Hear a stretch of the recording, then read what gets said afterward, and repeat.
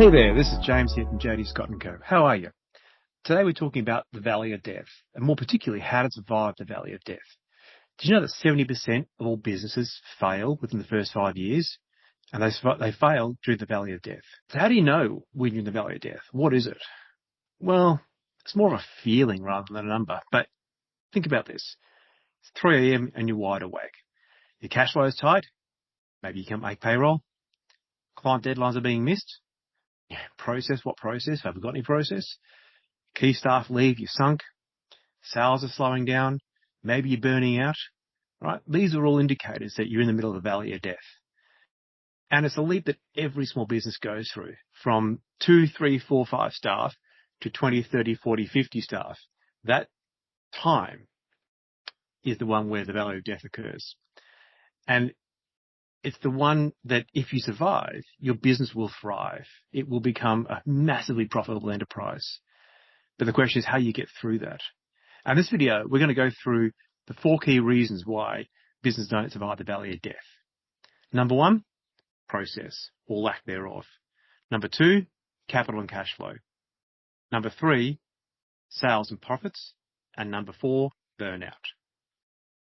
Okay. Number 1, process. Every business needs process. But what is a process, right? A process is nothing more than a repeatable task, doing over and over and over again. Okay, think your payroll, your bookkeeping. It might be how you deliver to your customer service. It might be answering customer queries. It might be how you deliver your packages. It might be how you finalize your work. Okay, these are all processes. And documenting those processes and making sure they're repeatable is vital to any business. Is what is your business is those documented processes.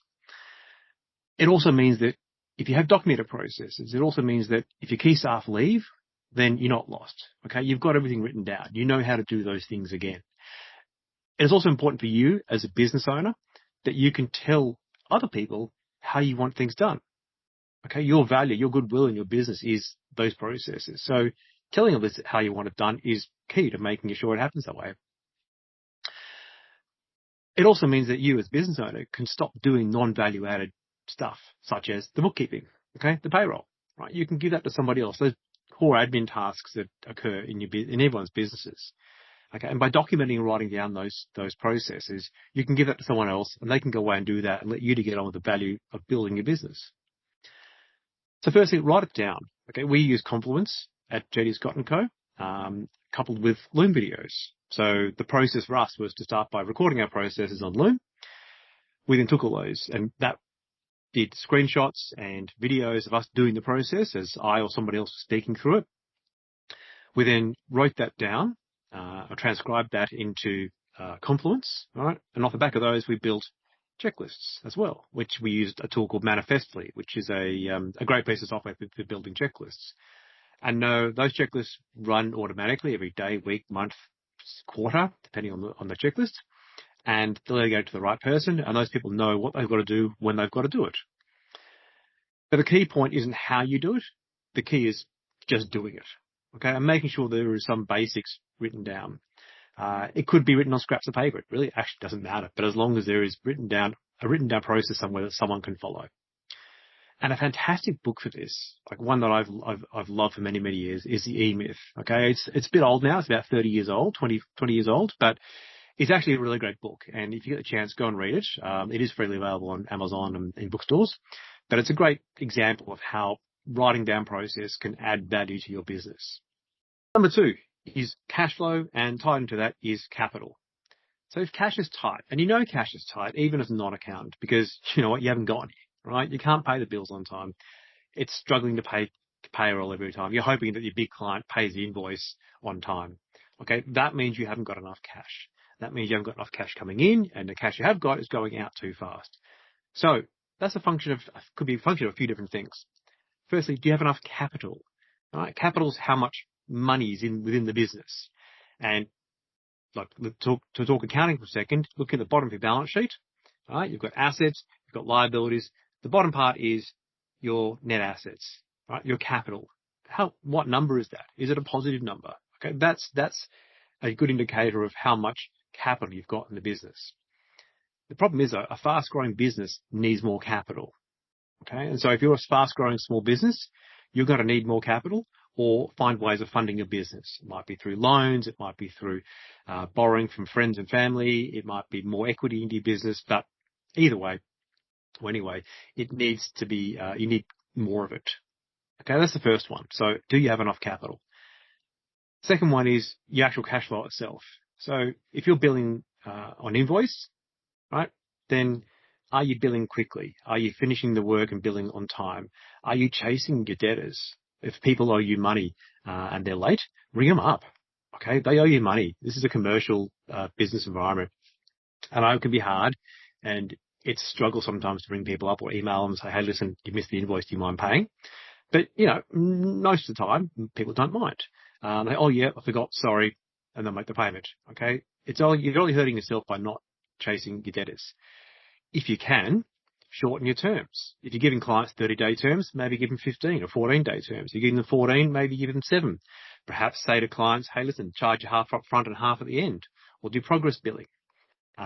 If you're a business that has credit cards and debit cards, okay, charge up front.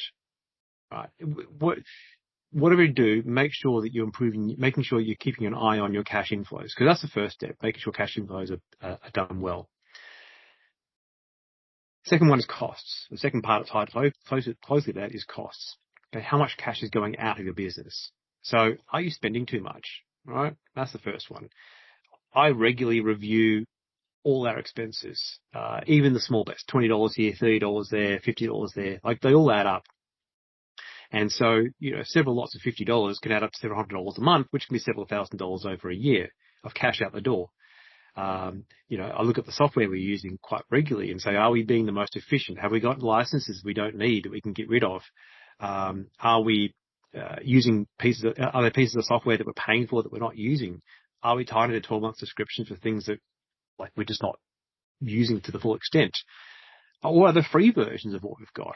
Okay, so that is an important piece to go through as a business owner quite regularly and cutting those costs. The other one too is looking at book. I've got the right there, Profit First. Right, this is a great book. It's a very simple model that a lot of business owners can put in place and helps, I think, anyway, improve cash flow. It's written by a non-accountant, even though it does use accounting numbers. And I think that was one of those books where it's an easy read, but the concepts in it, if you can absorb them, put them in your business, will help immensely. Number 3 is sales and profit. Okay, sales growth is important. Marketing is important. I'm not a marketing guy. I'm definitely not a sales guy. I'm an accountant by training and by trade, and I'm comfortable with spreadsheets far more than I am doing sales. But you know what? I'm also a business owner, so I've got to go out and do the sales. I've got to do the marketing. How's your marketing stalled? Do you have a marketing plan? I mean, every business needs some plan of some description. Do you know if your leads are converting?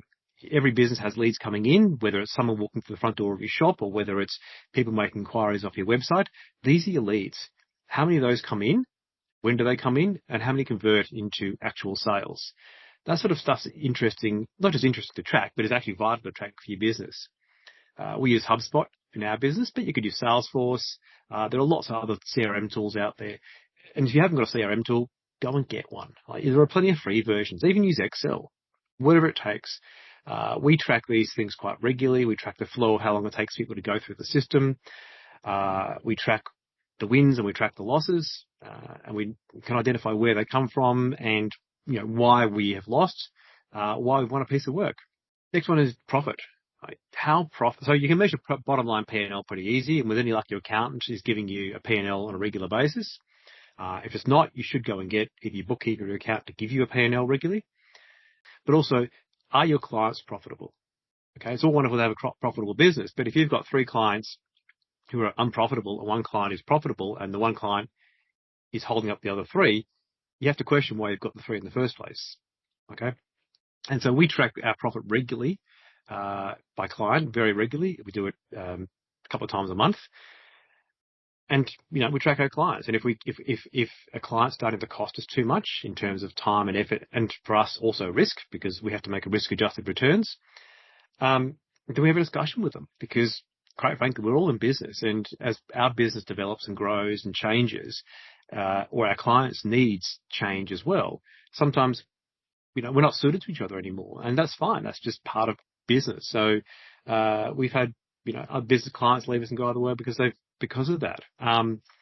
So measuring client profitability is hugely important. I also measure staff profitability too. And if you're in any professional services environment, you should be able to measure how much each member of your staff is making for you. And that's a really important measure. Okay. And again, we can help with that if you need help pulling those numbers together to see who's making you the most money. And you might be surprised, right? Sometimes it's not obvious who the most profitable and professional people are. Finally, if you need better data, Xero, if you're using Xero, has got a great ability to track client and job profitability. Lots of reports we can print out of there, giving you the margins over time, and we'll do a bunch of other videos on margins.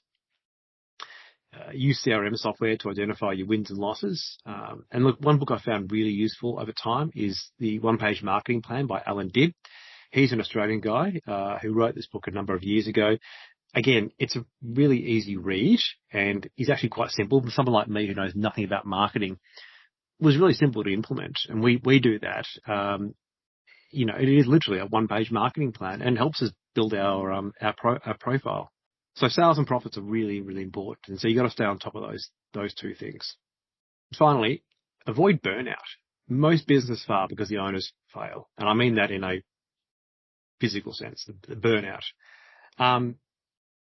The burnout's caused by the three preceding things. It's caused by cash flow stress. It's caused by sales not growing properly, and it's caused by process failures and client failures and the inability to grow the business beyond just the owner. Right? Those things cause burnout. And what is burnout? Right? It's if you're doing 50, 60, 70, 80-hour weeks, okay, you're going to burn yourself out. You can't continue that in the long term. And so it's important to make sure you balance your business. Okay, speak to your accountant. Funnily enough, we're actually we're not psychologists, but you know what? We've been through all this sort of stuff ourselves, right? We understand burnout. We've seen our clients go through it. We go through it. I go through it. Making sure that you keep yourself heading in the right direction. Secondly, get your numbers in order. Okay, your numbers tell you how your business is operating. Your profit, your sales, your expenses, your balance sheet, your assets, your liabilities. These things tell you where you're at. They can tell you where you're going and where you've been. So your business is more than just the cash in the bank. It's a vital number, don't get me wrong, but how often you're collecting your debtors, for example, how quickly you collect your debtors. There's lots of information that can be told through the numbers in your business. And so get your accountant to help you understand what's going on. You are the most important person in your business. The business owner is the business, at least when you're small.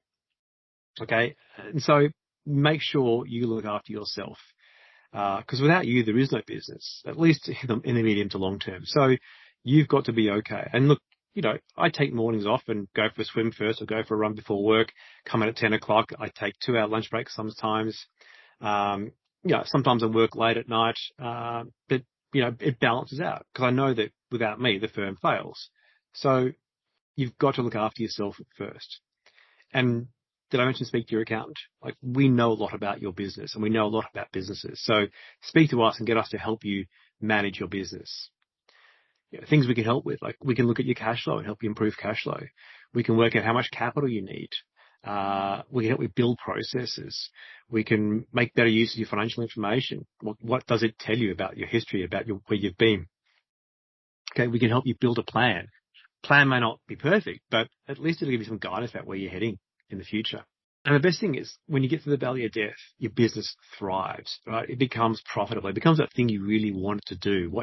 And your question then becomes, what's next? Okay, do I want to keep growing? Do I want to expand interstate or overseas? Do I want to add product lines? Am I happy with the size of the business as it is today? Maybe maybe you can start pulling back and doing 4-day weeks, 3-day weeks. Maybe it's making a good earning. Maybe you want to sell it and try something else. Okay, but getting through the valley of death is the important part. And once you're through that, your business will become hugely profitable and survive and thrive into the future. Till next time.